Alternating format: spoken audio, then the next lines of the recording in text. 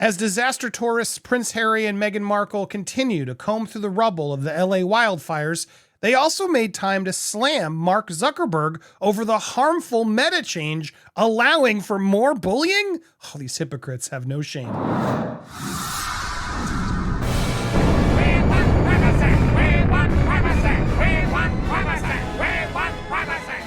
Welcome to Popcorn Palace. I am Andy Signor, and Prince Harry and Meghan Markle, who have some of the biggest bullies ever in their fan base, are now out there calling out Mark Zuckerberg. All while the LA wildfires are still happening, they managed to post yet another update to the Sussex website, fact-checking Meta. Now, for those of you unaware, Mark Zuckerberg and Meta did make some changes, likely due to the incoming president, as they're allowed to do. Let's go through what Harry and Meghan are telling the world, and let's look at then the backlash, shall we? It doesn't matter whether your views are left, right, or somewhere in between. The latest news from Meta, Facebook, Instagram, WhatsApp, about changes to their policy directly undermines free speech. Does it, though? This should deeply concern us all, because we all know Harry and Meghan are the pinnacles of free speech. I totally trust them to allow for free speech. Contrary to the company's talking points, allowing more abuse and normalizing hate speech serves to silence speech and expression, not foster it. So by allowing free speech, you are not silencing other speech. I don't know. Anyway, in an already confusing, this is indeed confusing, and in many instances intentionally disruptive information environment, Meta, including this post, this is also confusing and disruptive and politically charged, Meghan and Harry, but I digress. Meta has shown their words and commitments have very little meaning or integrity. Harry and Meghan, meanwhile, have the utmost integrity. As they announced these changes, undoubtedly responding to political wins, they once again abandoned public safety in favor of profit, chaos, and control. The company's decision to roll back protections is so far away from its stated values and commitments to its users, including the parents and families calling for change around the globe, that it's now deeply deceptive. We're going to come back to protecting the kids and the parents in a second. Millions of people are using Meta's platforms in the United States. Hundreds of millions are using them globally. Many use the platform to spread joy, build community, and share empowering information. Unfortunately, Meta's recent decisions go directly against its stated mission to build human connection, and instead prioritize those using the platforms to spread hate, lies, and division at the expense of everyone else. So basically, they're saying all the joy that Facebook can bring, throw it out because the hate outweighs the joy, which I find incredibly hard to believe, but let's continue, shall we? Given the profound global impact Meta's decisions have on the world, of which many are still recovering from or actively suffering from, the politics of one country should never determine whether freedom of expression and civil and human rights are protected in the online spaces so clearly shaping or destroying democracy. Online spaces must be designed with public safety and well-being at their core, resilient against political pressures and lapses in corporate leadership. The latest move from Meta is an example of a social media company fully aware of their power to shape public discourse, disregarding any responsibility to ensure that power, is not abused, and instead allowing either ego or profit, likely both, to guide decisions that affect billions. We are particularly alarmed by the plans to abandon commitments to diversity and equity, coupled with internal policy changes that undermine protections for marginalized communities. These decisions echo what experts, whistleblowers, and families have raised in hearings on online harm, especially regarding children's safety. Platform design dictated by internal policies directly determines our online experiences. To ignore this, knowingly putting everyone in harm's way and contributing to a global mental crisis. Meta's changes to its hateful content policies do not protect free expression, but instead foster an environment where abuse and hate speech silence and threaten the voices of whole communities to who make up a healthy democracy. Basically, we can't criticize certain groups. They should be able to say whatever they want, but if you criticize those groups, you need to be silenced. But free speech. We're not trying to stop free speech. Yes, you are, Harry and Meghan. We urge Meta to reconsider and reinstate policies to protect all users. We also call our leaders across industries to uphold their commitments to integrity and public safety in online spaces, and we all applaud leaders who refuse to kowtow to bullying. Okay. In response to these, we've continued to support these organizations, blah, blah, blah, blah. Having worked in this space for 5 years and witnessing the real world devastation these decisions have, we feel because, she's the most bullied person in the world. We feel there's no justification for why this industry behaves if they are exempt from ethical and moral standards everyone else abides to. Who in this world is still following ethical and moral standards? No one is. We are in a hellscape, Harry and Meghan. Wait, open your eyes. We at the Archwell Foundation remain committed to promoting accountability, safeguarding information, integrity, and protecting all communities in the digital age. We hope and expect those enabling Meta's profits, like advertisers and shareholders, do the same. Yeah, good luck. You're not going to win this. Look, I have so many thoughts. What are they actually fighting against? What's the problem here at Meta? That's what I think is important. If you look back at what they're actually doing, beyond the fact checking, which even developers have said isn't that big of a deal, because the fact checking was a whole mess in itself, and that Zuckerberg's revealed Biden officials would scream and curse removing content about the Rona back in the day in 2000. They had to remove certain posts about things that are true.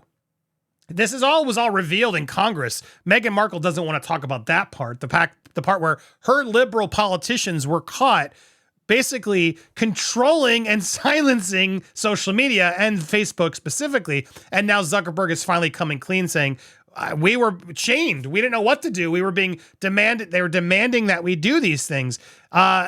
She doesn't want to address any of that actual corruption because that goes against her narrative. What they're worrying about is this current change on hate speech. And if you actually go look about it, what they're worried about is vulnerable groups, basically people with certain sexual orientations, gender identity. That's a big topic right now, as well as immigration status.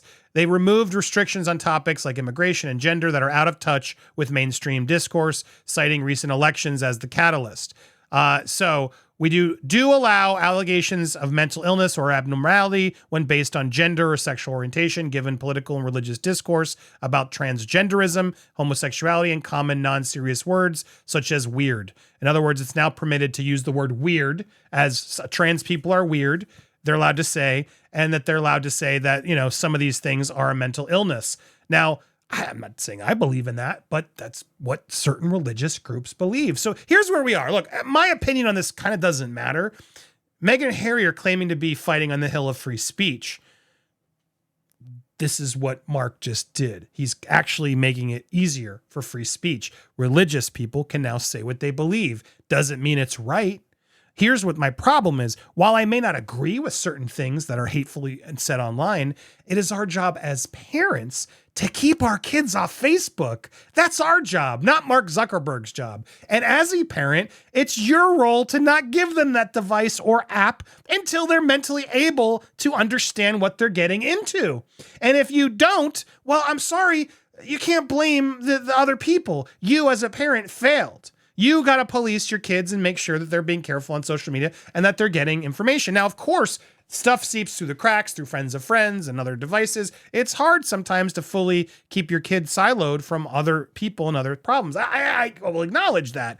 But at the end of the day, hopefully you are now using this to raise and warn your kids that it can be really scary out there. So this idea that Meghan and Harry should be the arbitrators and that Meta is doing the wrong thing here as a business when a Republican president's now going to be in charge of everything and they want to obviously adjust things so they can stay in business.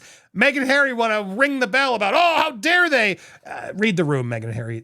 Everything has shifted. Everything has changed. Right or wrong, again, this isn't a political rant or discussion for me. This is more about what's right and wrong, about what's political. And for you to try to say this is all a political game, you're doing the same damn thing. You are such friggin' hypocrites. You're out there using your Duchess and Duke title, which are political royal titles, getting into American politics. Shame on you. You have no say or place in this as anybody higher than a random person. And for you to get in this is ridiculous, as Neil Gardner said from, I guess he's in the Heritage Foundation and stuff. But he was saying their involvement would increase the animosity those towards believe Harry should be deported. It's highly inappropriate. He said, for individuals styling themselves with royal titles, Duke and Duchess, to intervene in hot button political topics. He's spot on. This is not your place to speak up on if you're going to portray yourself as Duke and Duchess doing charitable endeavors. This is where you blur the line and it gets more messy. And I think you're absolute hypocrites. Sure, you're allowed to have an opinion about anything, hence the free speech of it all. We're also allowed to criticize you. But you'd label this as bullying and harassment, wouldn't you? You would try to get this kicked off Facebook. My criticism of Meghan and Harry would be deemed abusive or hateful by them, bullying. And that's ultimately what this is all about. They're out there ringing their own political bells, trying to be the moral high ground and everything, when their own fan base is as toxic as it gets. I still see Sussex squads out there trying to get my attention. I'm not giving these guys any more attention. I see it because I mute them, and then certain people reply, and I see them trying to talk to me. I'm not going to engage with you, but thanks for continuing to watch all my content and giving me the views.